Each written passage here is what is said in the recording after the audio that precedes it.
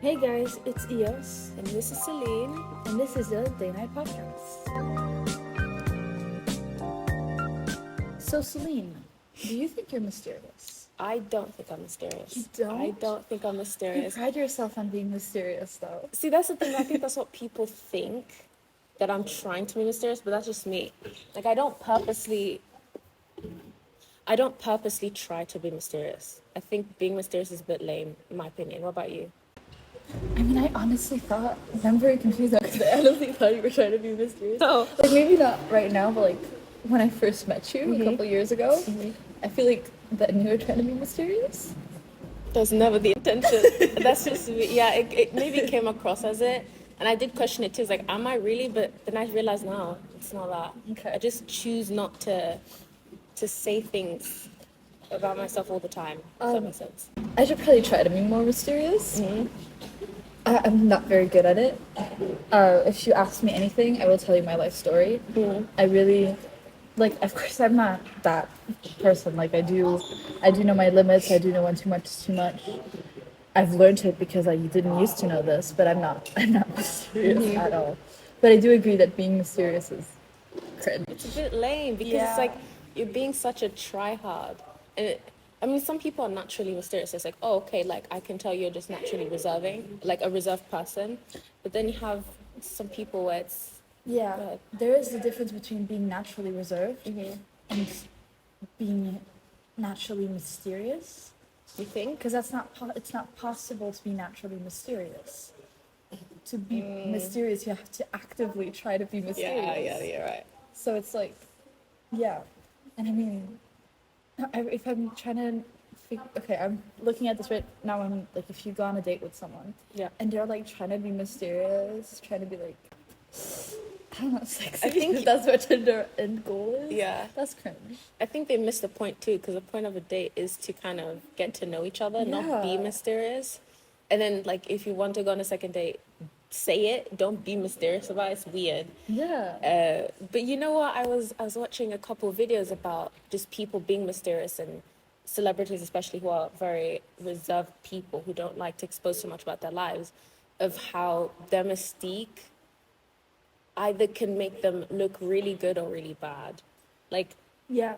even like regular people, like some people are mysterious or actively try to be mysterious because they think it makes them look more attractive, Yes. and then others. To some extent, it's true though. Because, I mean, if you look at, for example, if you have a crush on someone, right? You will make up a whole story in your head of who they are. You will create like an alternate version of themselves, of that person, of your crush, who is absolutely perfect for you. And then you actually talk with them and you figure out that's not at all who they are. Yeah. I feel like that's the same thing with celebrities, especially if you look at like Korean K-pop stars, right? They have to be mysterious because they have to have that like kind of thing of like mysterious to some extent because they have to have that thing of, oh, anyone could have me. I'm the perfect person for everybody. Yeah. Yeah, I was thinking more of Frank Ocean because I was watching a Oh. deep dive. He is notoriously known for being Mysterious. very mysterious and just enigmatic, I think. And you know, it has created, the fandom just still loves him. Though he's so mysterious, So it's weird, super though. strong and the bond is so strong and people feel so connected with him. But that's also because his music is so, it's amazing. Like his music is not just music, there's a whole story behind it. Yeah. It's just lore. And just people like that about him. But then I compare him to Kanye West in that aspect. Because like I don't know that much about Frank Ocean. I like the song Pink and White, that's it. If I remember last year's Coachella, All right. he didn't even go on stage. Yeah, that was a whole That thing. was so bad. And I feel like if that's the kind of mysterious person he wants to be, that's cringe. That's try hard. And Kanye West the same shit. Like I feel like Kanye West is actually mysterious. Not in a good way, but like he just says the most outrageous shit. So that like he tells us a bunch of things, but you actually don't know anything about him. Like you know his school. Yeah. Do you know how his school got like a bunch of complaints about Yeah. how it's not the greatest? No one knows about that, but everyone knows about the others. Like in general, he just seems like a very mysterious person. Yeah, like he puts He's just somewhere else. Like he should be places, but he's not there. No. But yeah, for I don't know. I think you can choose and not choose to be mysterious. But you said earlier being reserved and being sorry, not naturally mysterious, but like actively trying to be mysterious are not the same thing. But you can be naturally mysterious. Like you can. That's why I'm saying I feel like Kanye West is a good example of that. But if you're naturally mysterious, I wouldn't say that you're reserved. I wouldn't say that there's synonyms, you know? Why? To me, a naturally reserved person, I would say you are a very reserved person, Yeah. right?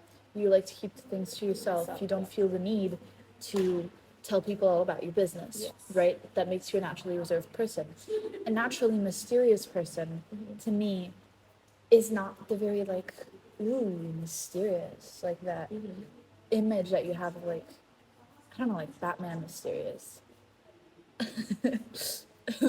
The mysterious I'm thinking of is just like people are so confusing, so weird, so they talk so much with nothing behind it. Even though they talk, you still know nothing about So them. they're like cryptic. They're cryptic. I would say a naturally mysterious person is a cryptic person. Okay, so I guess we can say that there's good mystique and bad mystique. Yes. So There's always a balance. there's always a balance. But in a school setting, for example, I think being mysterious is the lamest thing possible. And Yeah. that's just my opinion. Anyone else could say otherwise. I don't care. My opinion is it's just lame because We're I've- talking about trying to be mysterious. yeah, trying to be mysterious because in a school setting, I mean, like everyone to their own, because everyone has their way of making friends and getting around at school and stuff. But actively being mysterious because you want people's attention and stuff, it's just lame. You're wasting your time. You know, they're going to be like, what, 2, 3 people? Depends who you are, what your status is in the school. There'll be like 2, 3 people running after you. But after that, what then? Like, what's the end goal? What do you gain from being mysterious? Yeah. That's my question. And I'm like, that's why, like you said, like naturally reserved people, it's a bit different because they don't say anything about themselves, but they would still actively try and be around people or Yeah. speak to them and I don't know, yeah, not expose their whole business, but still you still feel connected to some extent to them. Like it's not completely like a wall in front of Yeah. them, like you cannot reach them at all. And I feel like, okay, the way I'm seeing a naturally reserved person right, is sometimes I'm not a naturally reserved person. So sometimes I will just tell you random facts about my life. A naturally reserved person, I don't think does that. No.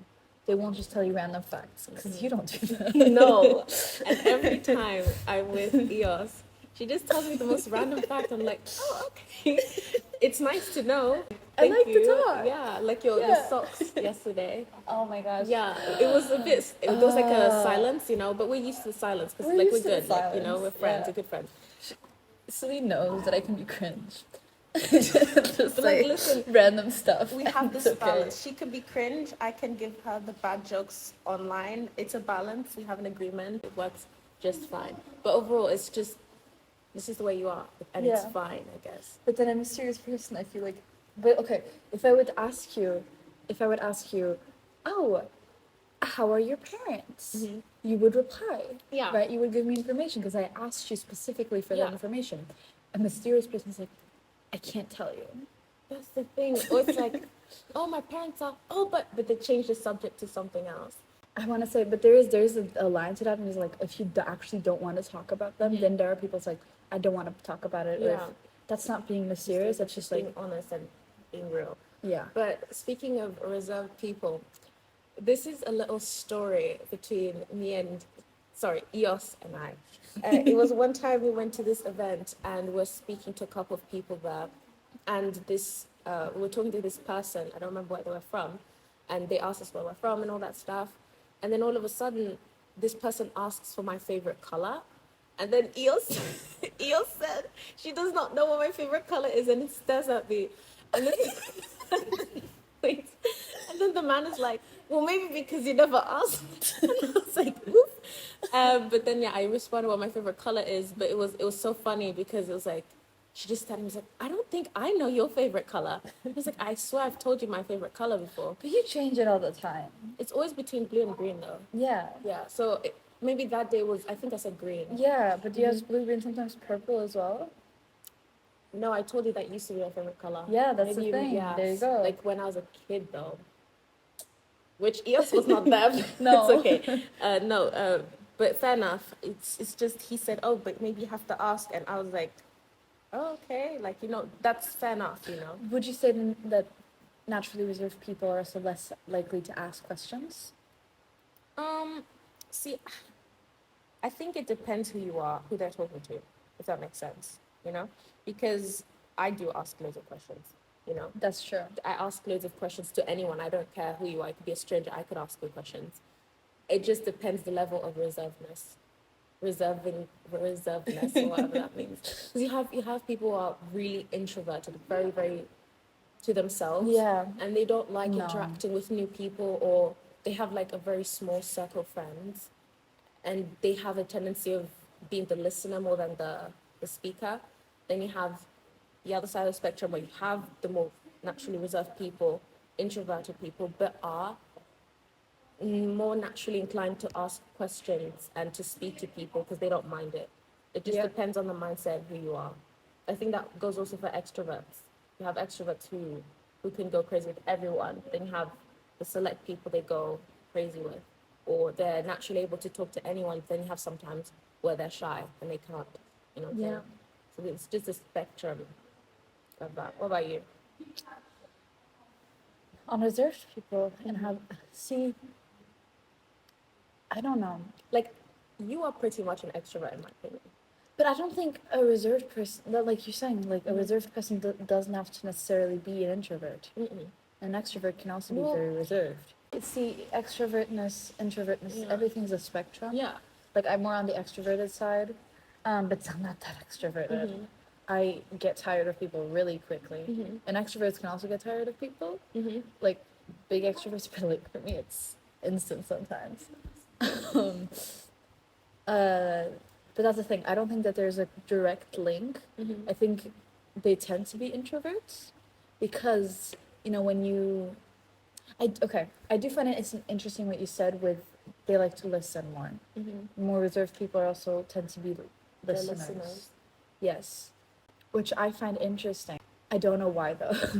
I just think, look, it depends who you're around, Yeah. who you surround yourself with. Like, again, a naturally reserved person could maybe be more open to someone than with other people, or they could be more open to maybe family, but maybe not friends, something like that. It's just a mix and match of who you are Yeah. with, who you're comfortable with, I guess, and what you want people to know about yourself. I too. would say though, that could be the other way around as well. Though you're more comfortable saying things Yeah, to your friends of and your course, yeah, family. yeah. Yeah. Yeah.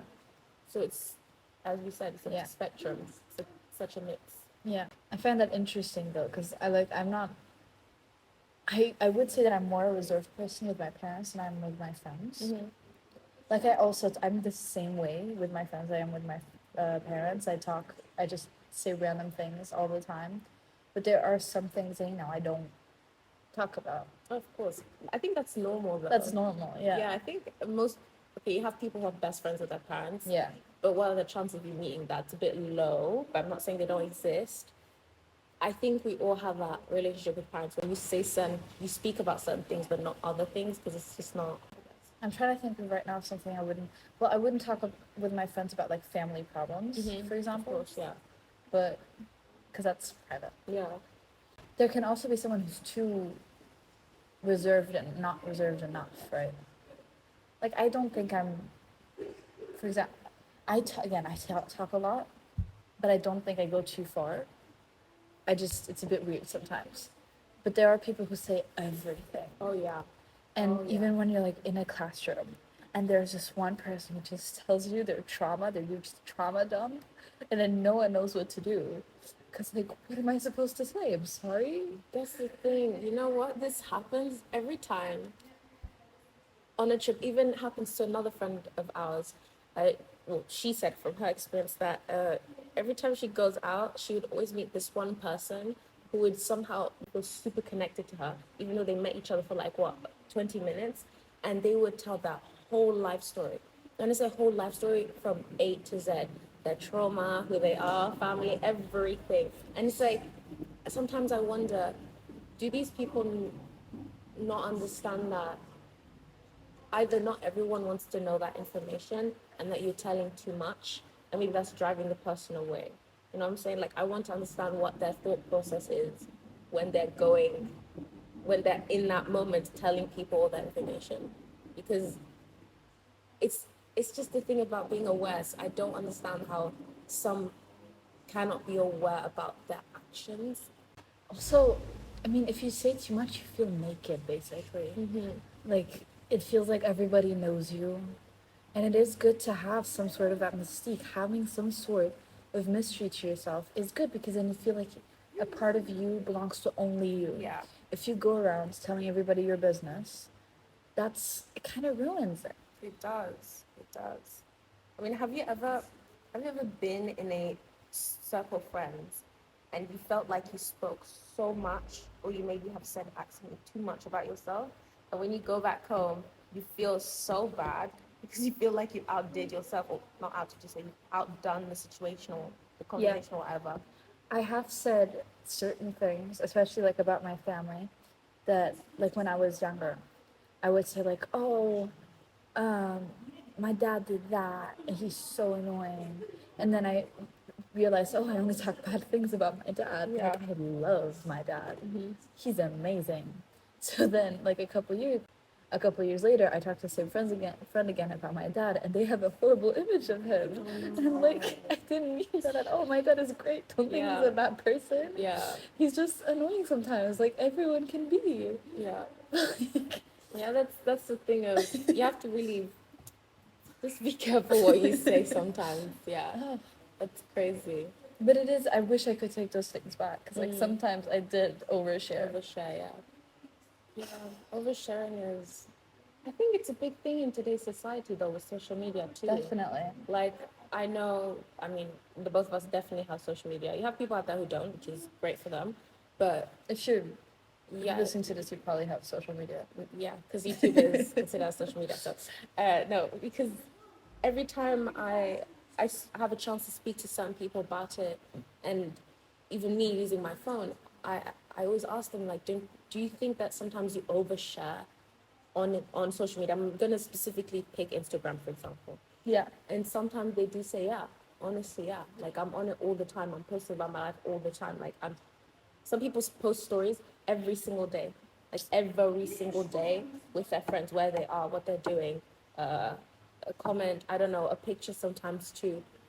And I don't know, sometimes I feel like it's a bit sad because in the back of your head, you're always thinking of sharing, taking your phone out, taking a picture of the moment instead of living the moment, like being in the moment, actually enjoying it instead of whipping your phone out and having to share it with everyone. You know what I'm Yeah. saying? Like, you have your times where, yeah, you can take a picture and share it with people. It's like, oh, look, this is what I was doing, and here are my friends. Like, this is all good. But then there's a limit. There's a limit. Yeah. Do you think you overshare on social media? No. Mm-hmm. I think I don't share enough on social media. I feel like I could be more active. Well, it doesn't matter how active I am. And it's just like, why do people feel the need to do that? There's nothing wrong with it, Yeah. but it's just because every day is weird. I know some people like doing like, oh, I look cute. Let me take a picture. Yeah. Every day. Yeah, every single day. And I'm not talking about like the fit checks. I'm talking about actual Like actual mirror selfies, yeah. I don't know. I just think that's why. Does it make someone more? Are you more inclined to interact with their page if they're constantly posting, or are you gonna interact more with someone who like posts like what once a month? Like, what are you most inclined to go for? I feel like, see, in terms of, I'm thinking of celebrities right now as well, Yeah. right?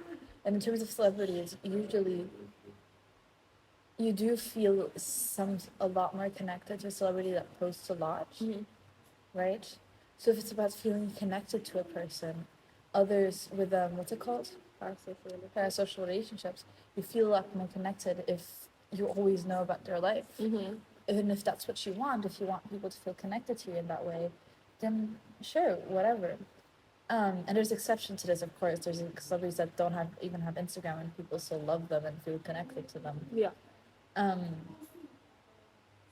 but yeah, I don't think I do. I don't know if it has to do with attention seeking or with that kind of parasocial relationship factor, or if it's just people like doing it and they post it and don't really think about it. That's probably the case. Yeah. I think in the case of parasocial relationships, it's feeling heard most of the times. Because you know, like when a celebrity is very active on social media, they also sometimes interact with their fan base. Sometimes, not all the time. But them already posting is them interacting with their fan base, I guess, because they're showing people, oh look, I have a new product coming out. Or look, I'm here. Or you guys should have this product. Da, da, da, da.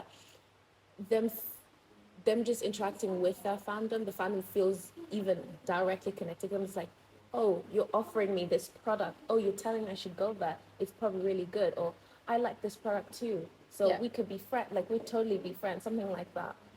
So I guess in that way, the parasocial relationship in social media is just intertwined with each other.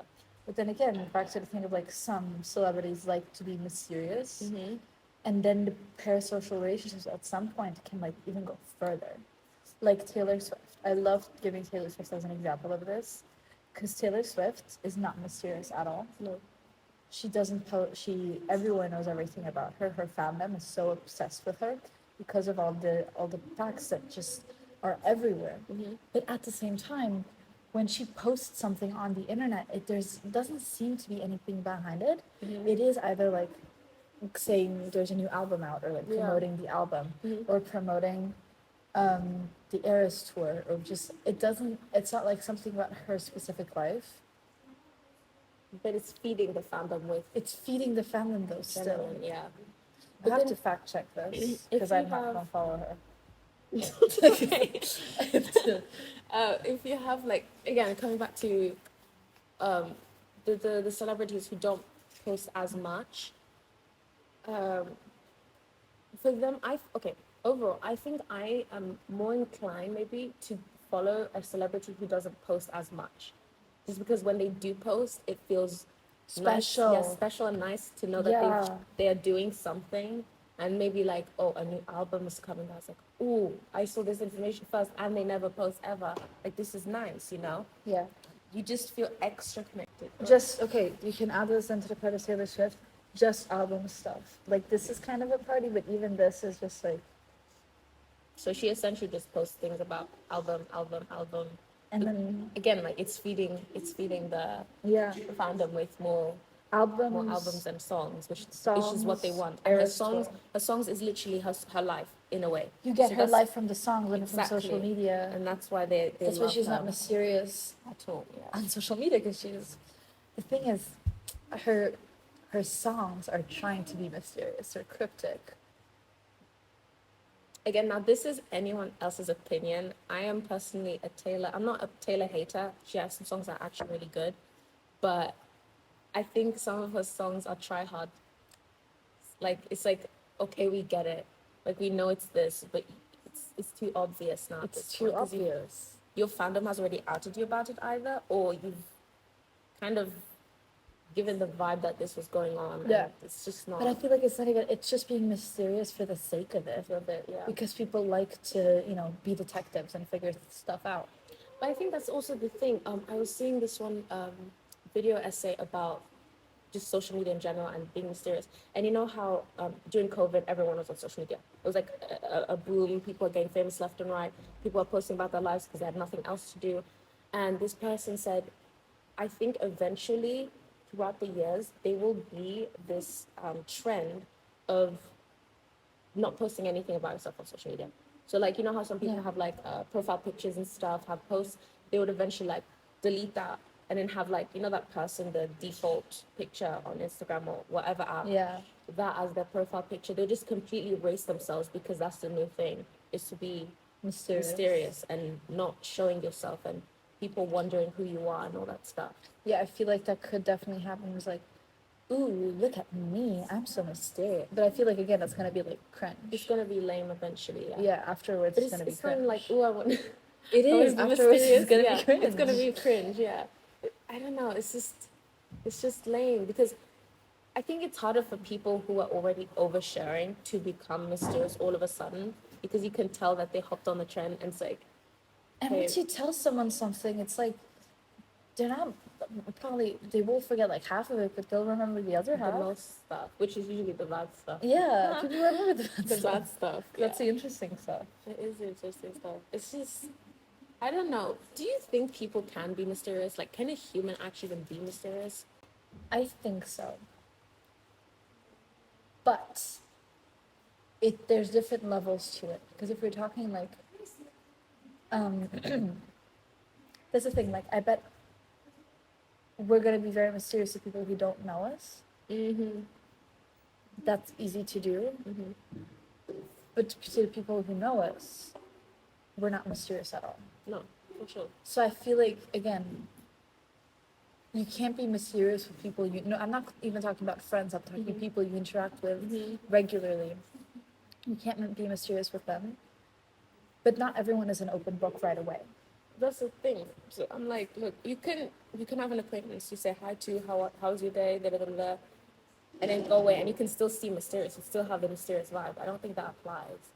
I You know what would I'm say because it does add something to your character. Mm-hmm. Like you're mysterious until little pieces. Like okay, I'm seeing this as like you're a mysterious person. You are just a person. And then you get to know someone new. And little by little, the new person's gonna find new stuff about you, and you're gonna be less and less mysterious. But again, like if you, for example, only talk about school, academic, like, again, school settings, That will make you only really school, mysterious. Exactly, only school with the person you regularly interact, it still makes you mysterious. It makes you mysterious because you're not like you reached a barrier. You can't go further. you can't speak about yourself. So that means you can still be, well, to some extent, still be mysterious to people you even interact with every day. And we don't even know if that's on purpose or not, because some people just don't know what to talk about. So they just talk about work or school or university or whatever. Which I think is sad. It is sad. It's very sad because I mean, when we're talking, sometimes you're like, yes, yeah. stop talking about That's school. cool. No, actually, because sometimes we're out. No, sometimes we're out, and somehow every single time everything circles back to school. And I'm like with my friends every time, guys, not school. We're not in school. Not school. Nothing. Yeah. Something else. We have lives. We have social lives. We do, and you don't have to say everything that goes on, but the other topics we can talk about that are way more interesting than school. Because we're in school all the time. We see each other at school all the time. We talk at school all the time. We need to separate school life and social life. Yeah. Because it gets jarring. So I guess we can conclude that there's a time and place to be mysterious, and that there are levels of mystique, and that there's a difference between mystique and being naturally reserved. So I guess this is it. It is. Well, this is Celine. And yes. We'll see you next time. Bye.